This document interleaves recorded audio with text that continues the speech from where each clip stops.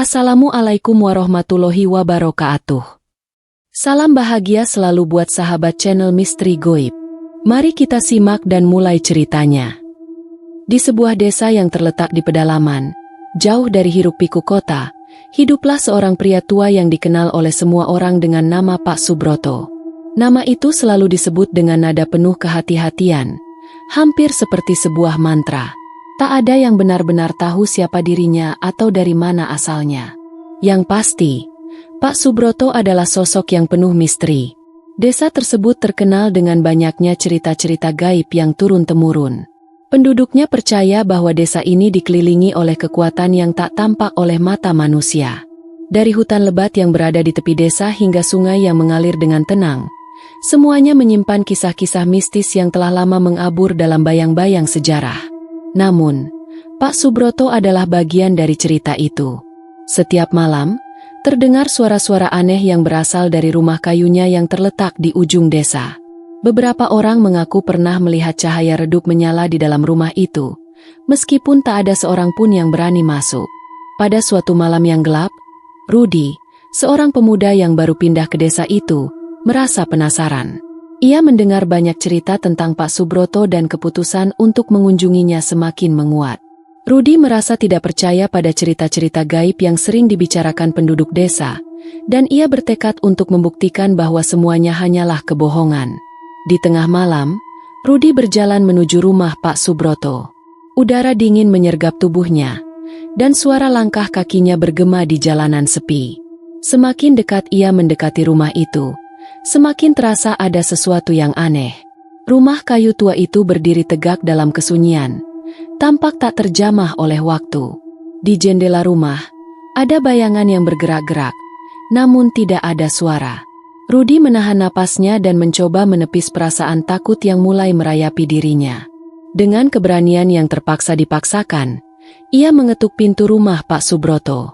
Begitu ketukan itu terdengar, sebuah suara parau dari dalam menjawab, "Masuklah." Rudi menelan ludahnya dengan susah payah. Hatinya berdebar, tapi rasa penasaran mengalahkan ketakutannya. Ia mendorong pintu rumah itu perlahan, dan masuk ke dalam sebuah ruangan yang temaram. Lampu minyak yang redup menyinari sekeliling, menciptakan bayang-bayang yang mengerikan di dinding kayu. Bau lembab dan debu memenuhi udara, menambah kesan suram pada ruangan itu. Di tengah ruangan, duduk seorang pria tua dengan janggut putih panjang, Pak Subroto. Matanya yang tajam memandang Rudi dengan penuh perhatian, seolah-olah ia sudah mengetahui kedatangan pemuda itu jauh sebelumnya. Rudi mencoba mengatur napasnya yang mulai terasa berat, namun ia tetap melangkah lebih dekat. Pak Subroto mengisyaratkan agar Rudi duduk di sebuah kursi kayu yang terletak di hadapannya. "Anak muda, apa yang kamu cari di sini?" Suara Pak Subroto terdengar berat, hampir seperti bisikan yang menggetarkan tulang belulang.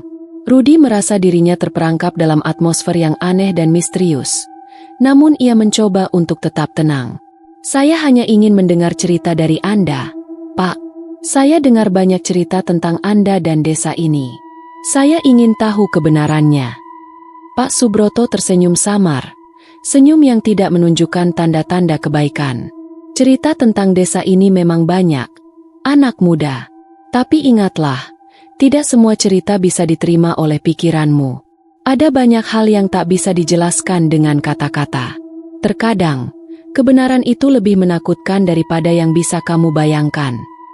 Rudi merasa tubuhnya semakin berat, seolah ada sesuatu yang mengikatnya di kursi itu. Suasana semakin mencekam, dan di luar, angin malam mulai berdesir dengan lebih keras, seperti ikut menyuarakan ketakutan yang mulai tumbuh di dalam dirinya.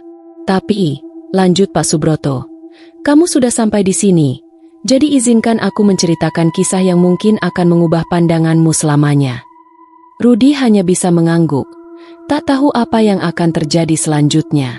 Ketegangan semakin terasa, dan suara angin yang semakin kencang membuatnya merasa dunia di sekelilingnya perlahan-lahan berubah menjadi sesuatu yang tidak nyata.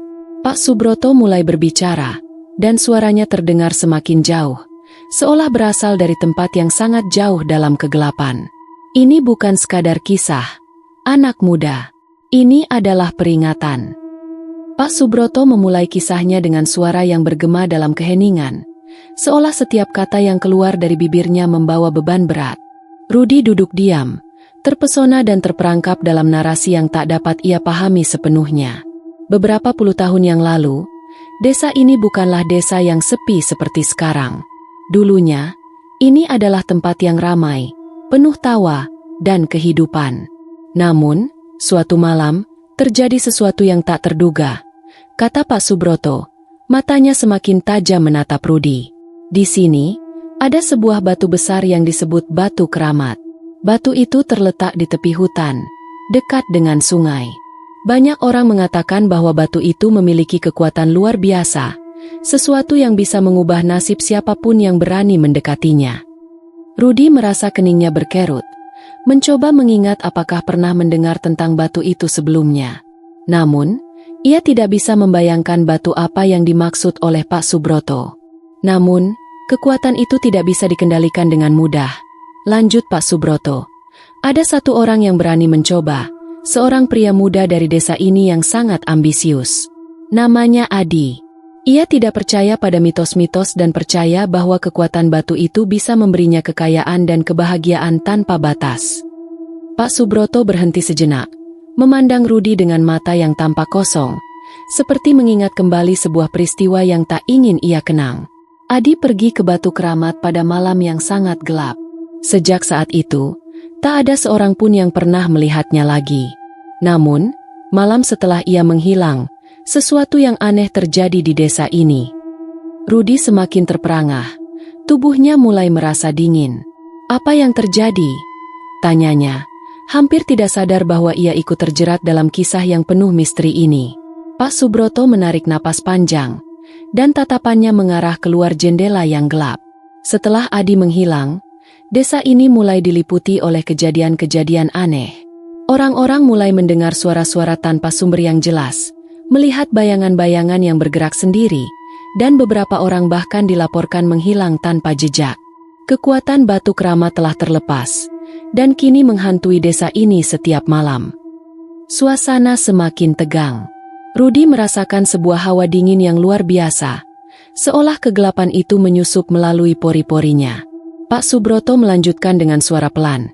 Kamu tahu, Rudi, Batu Keramat itu tidak hanya mengubah nasib siapapun yang mendekatinya. Batu itu juga melahirkan kutukan. Kutukan yang hanya bisa dihentikan oleh seseorang yang benar-benar berani menanggung harga yang tak terbayangkan. Banyak yang mencoba melawan kutukan itu, tapi tidak ada yang kembali. Rudi merasa jantungnya berdegup kencang. Ia mulai menyadari bahwa kisah ini bukan sekadar cerita, tetapi peringatan yang lebih mendalam, dan ia mulai merasa bahwa dirinya telah melangkah ke dalam sesuatu yang jauh lebih besar dari sekadar rasa ingin tahu. Pak Subroto menundukkan kepalanya, seolah memikirkan sesuatu yang lebih gelap dari malam itu sendiri. Angin malam yang berdesir mengalir ke dalam rumah lewat celah-celah kayu yang rapuh, seolah mencoba mendengar kisah yang sedang diceritakan. Rudi merasa udara di dalam ruangan semakin berat, sesak, seolah segala sesuatu yang ada di sekitar mereka terhubung dengan kutukan yang telah disebutkan. Ada sesuatu yang harus kamu ketahui, Rudi, kata Pak Subroto dengan suara serak. Kutukan Batu Keramat tidak hanya menyerang orang yang mencoba mencari kekuatan darinya. Ia juga menyerang siapapun yang berniat menghentikannya. Batu itu bukan sekadar batu, anak muda. Itu adalah sebuah entitas. Sebuah roh yang terperangkap dalam tubuh batu itu selama berabad-abad, dan ia memiliki keinginan untuk membebaskan dirinya. Rudi terdiam, rasa takut semakin merayap ke dalam dirinya. Ia tidak tahu harus berkata apa, hanya mampu mendengarkan dengan seksama. Pak Subroto melanjutkan dengan suara yang semakin lirih. Beberapa tahun lalu, aku sendiri berusaha menghentikan kutukan itu. Aku tahu betul apa yang terjadi dengan Adi, dan aku merasa memiliki tanggung jawab untuk melindungi desa ini. Aku pergi ke Batu Keramat pada malam yang sangat gelap. Aku berusaha melakukan ritual untuk mengikat kembali kekuatan roh itu ke dalam batu, agar ia tidak bisa merusak siapapun lagi.